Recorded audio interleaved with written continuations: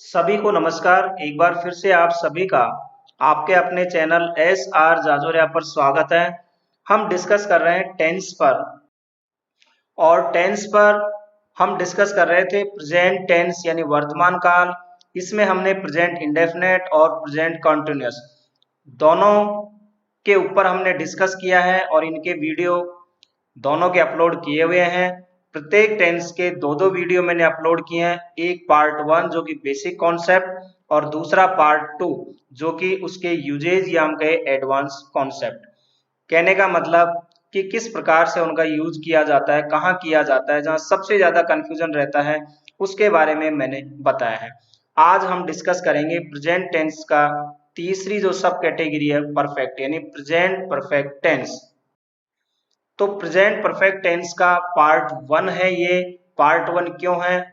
क्योंकि इसमें हम बेसिक कॉन्सेप्ट के बारे में जानेंगे कि प्रेजेंट परफेक्ट टेंस का बेसिक कॉन्सेप्ट क्या है, जो सभी के लिए बहुत महत्वपूर्ण है, चाहे किसी भी क्लास का विद्यार्थी हो या कोई भी कंपटीशन की तैयारी कर रहा हो।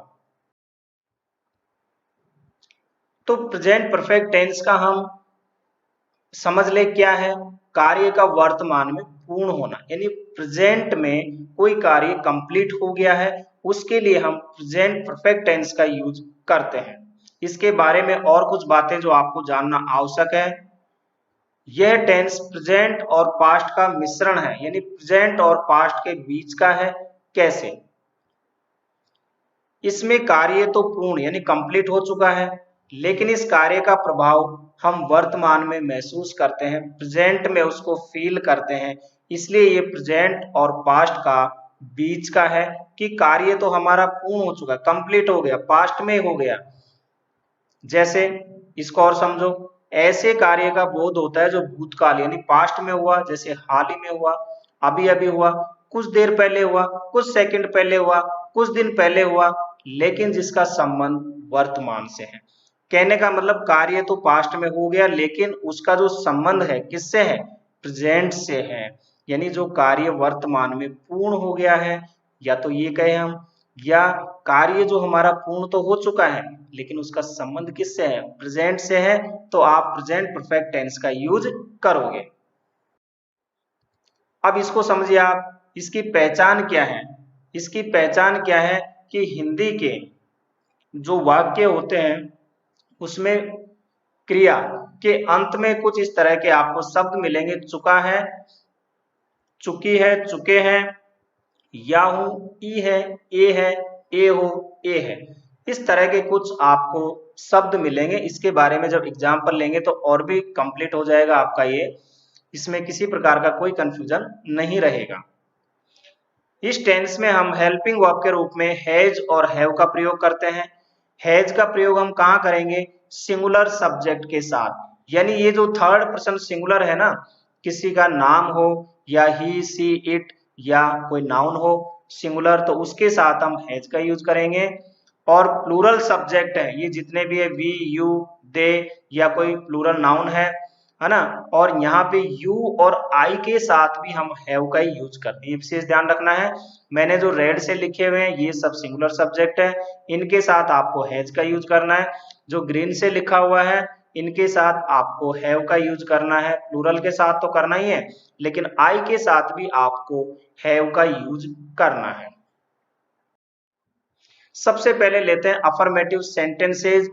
ऐसे सेंटेंस जो सिंपल सेंटेंसेज होते हैं, जिनमें नॉट या क्वेश्चन नहीं होता है। इसका पैटर्न क्या है? सबसे पहले आप सब्जेक्ट लिख दो, फिर उसके बाद सब्जेक्ट के अकॉर्डिंग आप हैज या हैव हेल्पिंग वर्ब लगा दो कि सब्जेक्ट यदि सिंगुलर है तो हैज का यूज, प्लूरल है तो हैव का यूज। फिर वर्ब की थर्ड फॉर्म यानी तीसरी फॉर्म यहाँ लिखनी है, V3 का आपको यूज करना है। इसके बाद ऑब्जेक्ट या अदर वर्ड दिया है तो आप लिखो, नहीं दिया है तो कोई बात नहीं, एग्जाम्पल लो, आप समझ जाओगे। वह सो चुका है, बनाइए, आप खुद मन में बनाइए या नोट कर लीजिए। जब तक मैं इधर स्क्रीन पे लाता हूं, इंग्लिश का सेंटेंस है, जब तक आप खुद बना सकते हो। वह सो चुका है, कौन? वह। सब्जेक्ट क्या हुआ? ही के साथ आप हेल्पिंग वर्ब क्या लगाओगे? हैज। अरे तो लगाओ ना, क्यों देर कर रहे हो? इसके बाद क्या है? सोना, वर्ब हो गई हमारी, सोने को हम स्लीप बोलते हैं, स्लीप की थर्ड फॉर्म स्लेप्ट होती है। सेंटेंस बन गया, ही हैज स्लेप्ट। बताइए कितने लोगों ने सही किया है?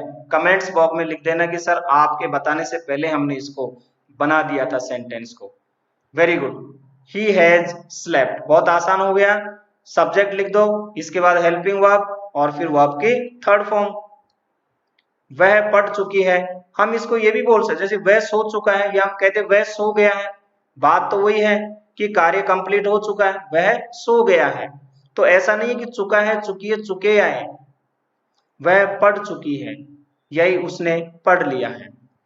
तो सी हैज रीड, यहाँ लड़की की बात हो रही है, तो गर्ल्स के लिए या हम कहे फीमेल के लिए सी का यूज करते हैं। सी के साथ हैज है, सिंगुलर है, और पढ़ना यानी रीड। रीड की फर्स्ट सेकंड थर्ड फॉर्म तीनों रीड ही होती है। सुरेश ने अपना कार्य पूर्ण कर लिया है।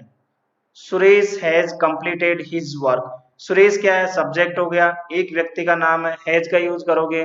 पूर्ण करना, कंप्लीट, कंप्लीट की third form completed his work. Komal जा चुकी है, कोमल हैज गॉन। गो की third form go, went, gone, तो गॉन थर्ड फॉर्म हो गई। उसने एक सांप देखा है, ठीक है, उसने एक सांप देखा है, या उसने एक सांप देखा, या वह एक सांप देख चुका है। बात तो वही है ना कि वह कार्य हो चुका है, कि उसने एक सांप देखा है, अभी अभी देखा है, कुछ देर पहले देखा है, लेकिन संबंध किससे है? प्रेजेंट से, इसलिए वो डर रहा है, इसलिए वो कांप रहा है, थरथरा रहा है। तो he has seen a snake, यानी देखना, सी की थर्ड फॉर्म होती है सीन। आप समझ गए, he has seen a snake. देखिए कितना सिंपल हो गया ये सेंटेंसेज आपको बनाना, केवल आप ये पैटर्न देख लो। ये पैटर्न क्या है? सभी टेंसेज में एक जैसा ही तो होता है, सब्जेक्ट फिर हेल्पिंग वर्ब उसके बाद वर्ब। तो बस अंतर ये होता है कि जहां भी जो भी परफेक्ट टेंस होता है, चाहे प्रेजेंट परफेक्ट हो, पास्ट परफेक्ट हो या फ्यूचर परफेक्ट हो, वहां वर्ब की थर्ड फॉर्म आती है। और जितने भी कंटिन्यूअस टेंस है वहां वर्ब की फर्स्ट फॉर्म में आईएनजी लगाते हो। बहुत आसान है। और एग्जांपल लो, हम खा चुके हैं, वी हैव ईटेन, वी के साथ हैव का यूज करेंगे, ईट की थर्ड फॉर्म लिख दो ईटेन। हमने खाना खा लिया है, या हम खाना खा चुके हैं, वी हैव ईटेन फूड। तुमने इसे किया है, या तुम इसे कर चुके हो, तो you have done it. Do की थर्ड फॉर्म डन हो गई। वे आ गए हैं, दे हैव कम। यहाँ कम की थर्ड फॉर्म कम ही होती है, कम, केम, कम। तो फर्स्ट सेकंड थर्ड फॉर्म कम, केम, कम, तो कम की कम ही होती है थर्ड फॉर्म, दे के साथ हैव का यूज करोगे। मैंने तुम्हारा पर्स चुराया है, I have stolen your purse. तो स्टील, स्टील की चुराना, यानी स्टील की थर्ड फॉर्म होती है स्टोलन। नेक्स्ट है नेगेटिव सेंटेंस ले। तो अफर्मेटिव और नेगेटिव में डिफरेंस क्या है? यहाँ हेल्पिंग वर्ब के बाद केवल नॉट लगा देना है आपको, सब्जेक्ट वैसे के वैसे, हेल्पिंग वर्ब वैसे के वैसे, केवल नॉट ही तो लगाना है।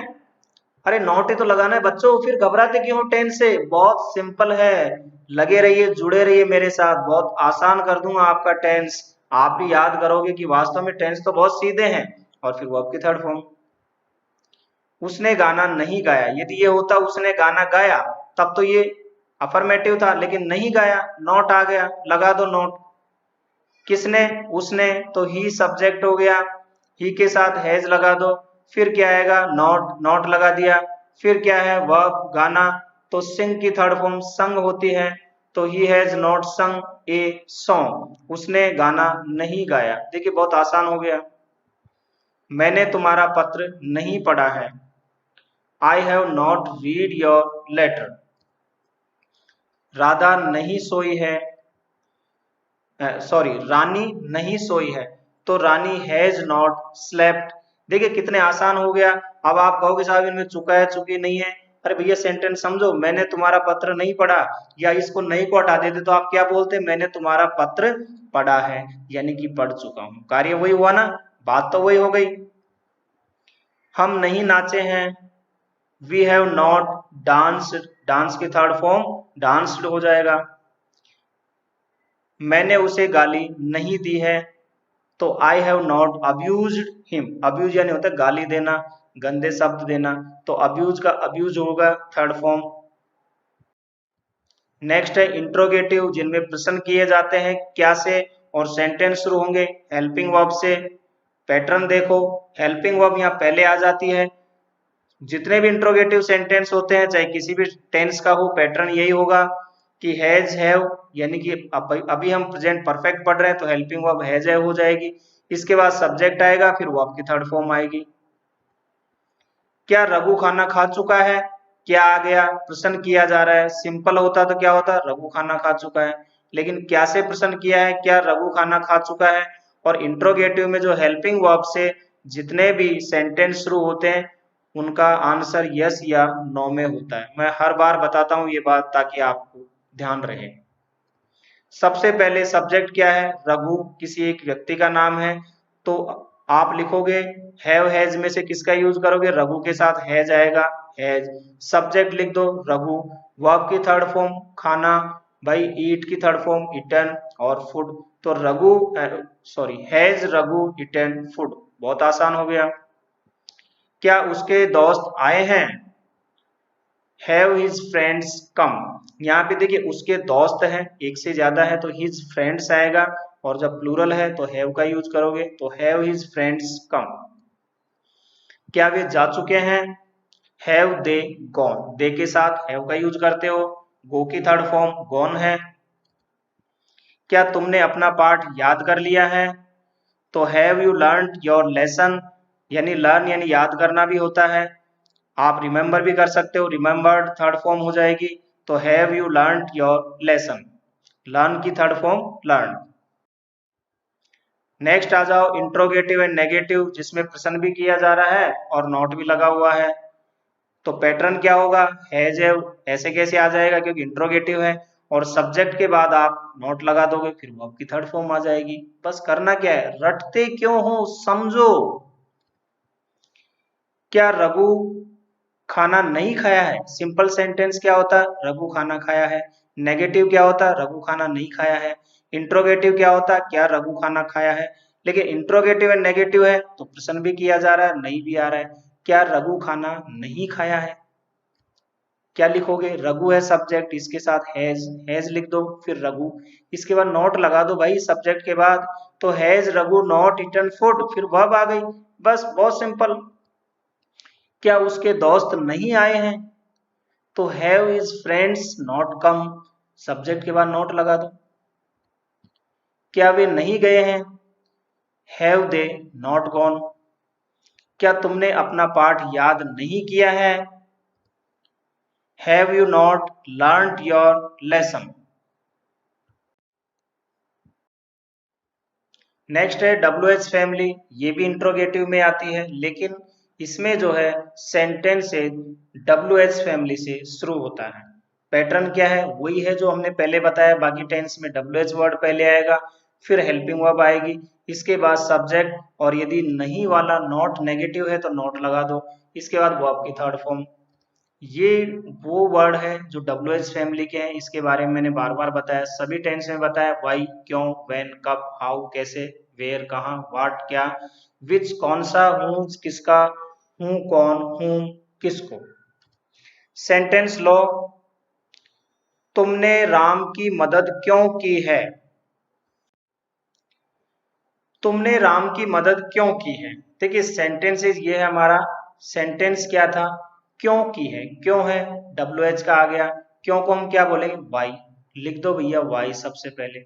इसके बाद हेल्पिंग वर्ब आएगी, तो सब्जेक्ट क्या है, तुमने, यानी यू, यू क्या है, यू के साथ क्या आएगी, हैव आएगी, तो वाई हैव यू, वर्ब की थर्ड फॉर्म मदद करना, हेल्प की, help Ram, why have you help Ram. देखिए बहुत सिंपल हो गया।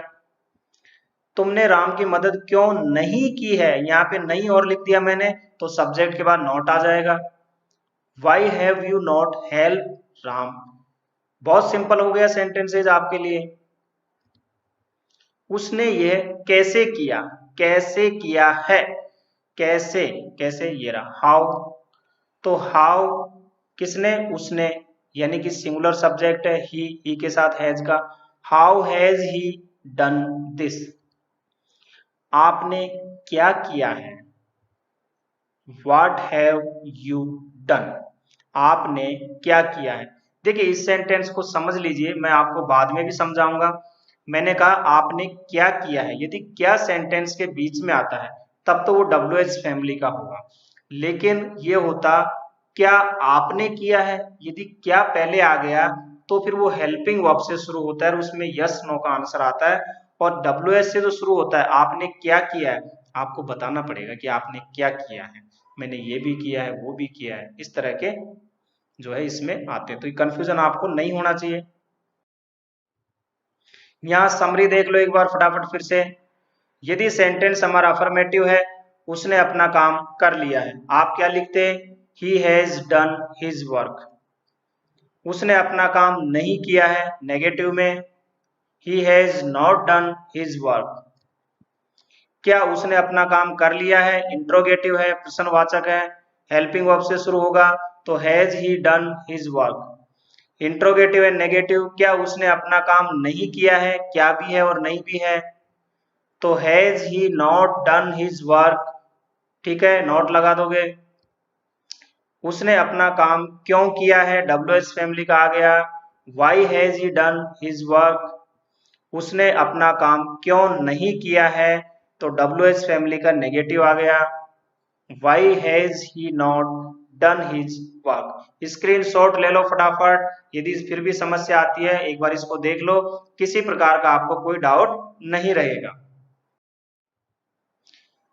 एक और चीज देखो जो मैं अभी आपको समझा रहा था, तुमने क्या किया है, ये इंट्रोगेटिव सेंटेंस है जो हेल्पिंग वर्ब से शुरू होता है, हैव यू डन। तुमने सॉरी क्या तुमने किया है, सेंटेंस ये था क्या तुमने किया है तो हैव यू डन। क्या तुमने किया है, कोई काम होगा, पूछा क्या तुमने किया है, यदि किया है तो यस, नहीं किया है तो नो।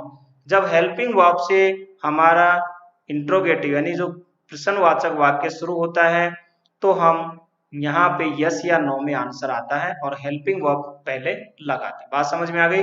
क्या से शुरू हुआ है प्रश्न, यस नो में आंसर आएगा और वो हेल्पिंग वर्ब से शुरू होगा।